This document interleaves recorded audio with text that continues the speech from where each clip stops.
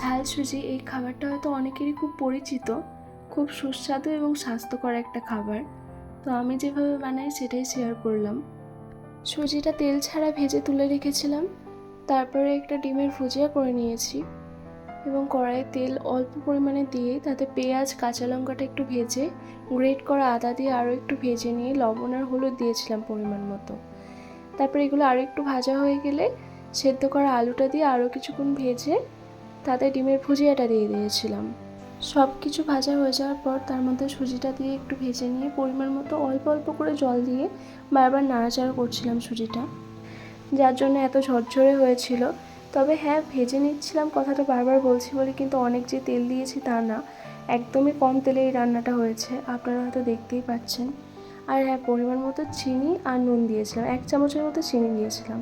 খেতে খুবই সুস্বাদু হয়। আমি আর ভাই তো শেষে কাড়াকাড়ি করি এটা নিয়ে।